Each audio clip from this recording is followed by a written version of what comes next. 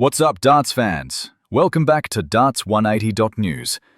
Before we dive in, smash that like button and subscribe for more darts news every week. Luke Littler strikes again in Belgium. Sunday in Antwerp, the teenager clinches the Flanders Darts Trophy after a dramatic 8-7 win. This marks his 7th title of 2025 and another £30,000 payday on the European Tour stage.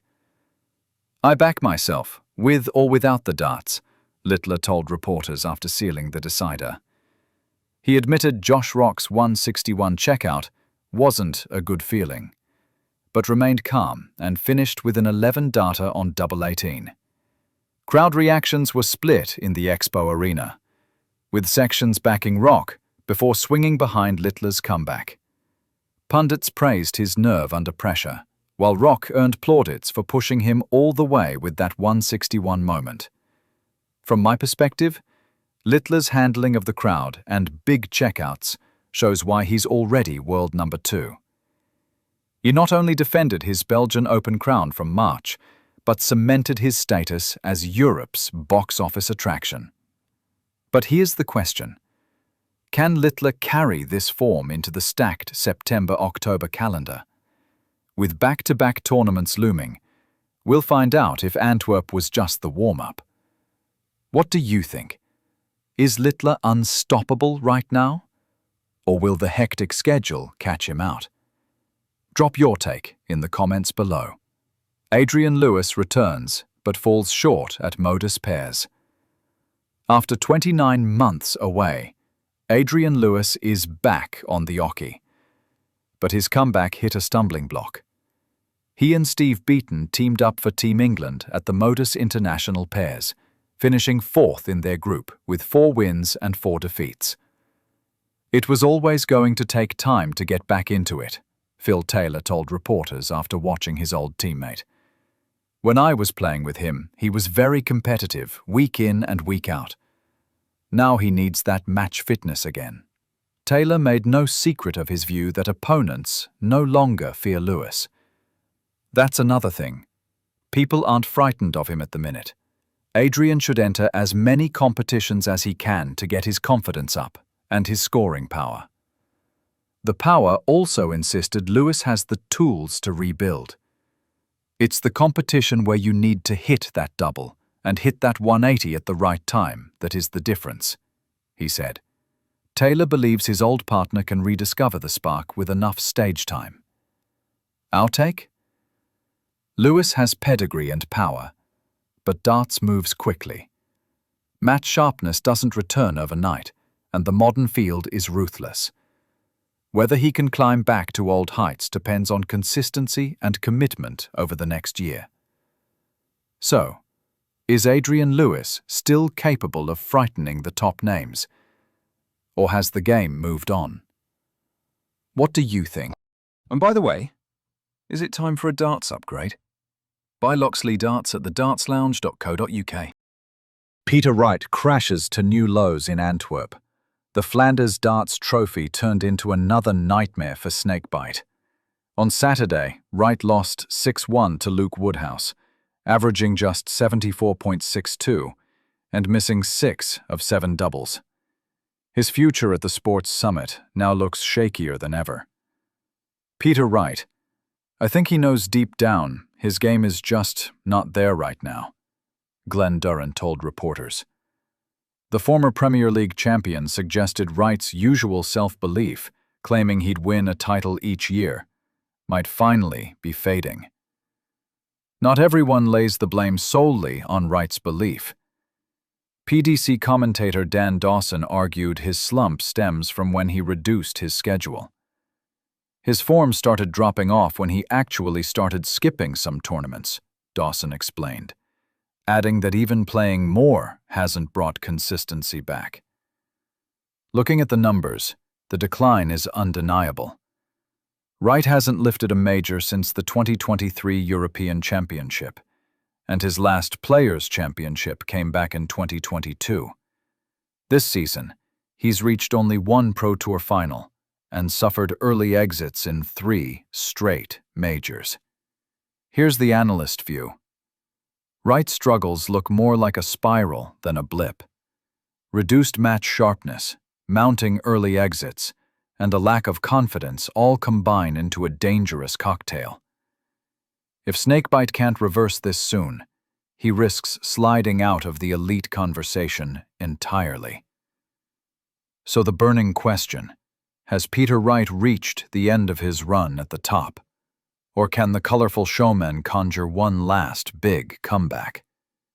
What do you think?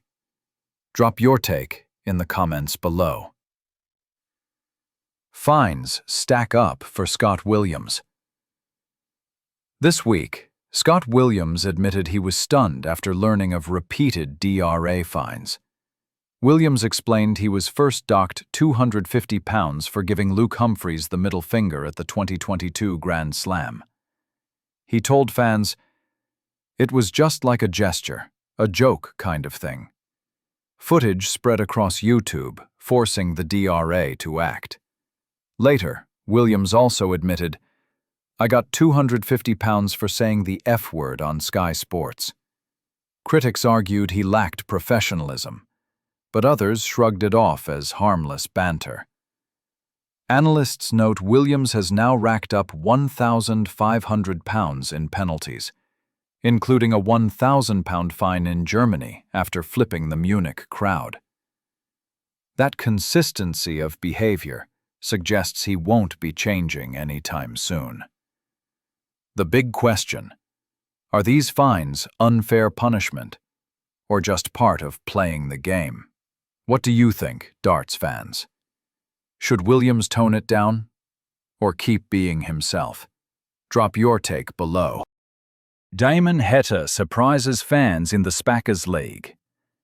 Damon Heta stunned darts fans by stepping away from the big stage to take on two ordinary lads from the Spackers League. What started as a cheeky social media campaign turned into an unforgettable day for Tom and Kine. Tom explained, "I started tagging Damon every day until he'd play me. I thought it'd just be online, but he turned up at my local on February 22nd. We played first to 21 and first to 11. He dominated, but I was completely grateful." Kine got his shot through Spackers as well, playing Heta online via Darts Connect. "It was absolutely unbelievable. It felt like a fever dream. I didn't play my best, but I managed to nick a leg or two. Just sharing a board with him was unreal." And Heta didn't stop there. After the matches, he gave Tom pointers on his throw and release. For a top pro to take that kind of time shows the Heat isn't just a competitor. He's a genuine mentor when the moment calls. That's what makes this story stand out. Heta didn't just show up, win, and walk away. He made two young fans feel part of the game, proving he's one of the coolest, most down-to-earth players on tour. So here's the question. Should more PDC stars take a page out of Damon Heta's book and give fans moments they'll remember forever? Dave Francis stops Brett's winning streak in style. On Sunday night, Francis stormed to first place in SportsArena's £10 winner-takes-all showdown, halting Brett Pickersgill's two-week streak. The single elimination final reminded everyone why Francis sits firmly at the top of the division. "I came with a lot of determination tonight," Francis told Darts180.news after sealing victory. "Brett played well, but I just wasn't going to let him get his hat-trick. Well happy tonight." His intent and focus proved the difference across the deciding legs. Pickersgill was gracious despite the loss. "I was hoping for the hat-trick, but Dave was too good tonight," he admitted. "I thought I played okay, but Dave was back in the groove." Still, Brett's run of £20 in the last 2 weeks keeps him in the money. With this result, Francis extends his gold medal lead to £141 in earnings, ahead of Lee Andrews on £105 and Alan Reeves on £60. Pickersgill remains fourth with £23. but his steady progress shows he's now a real factor in the standings. For me, this win highlights Francis's ability to raise his level when challenged. Shutting down a streaking opponent isn't easy, but he showed why consistency keeps him top of the charts. Brett, meanwhile, is proving week after week he belongs near the front. Want to see the excitement for yourself? Head to SportsArena.app now to watch the full match replay. What do you think, darts fans? Can Brett bounce back and stop Dave again? Or is the champ untouchable right now? Drop your take in the comments. And now, time for our top comment of the week. Speaking about James Wade's struggle with mental health, Dave Francis 3100 said, "For the amount of mental health issues this man has, he's an incredible player." Want to be featured in the next video?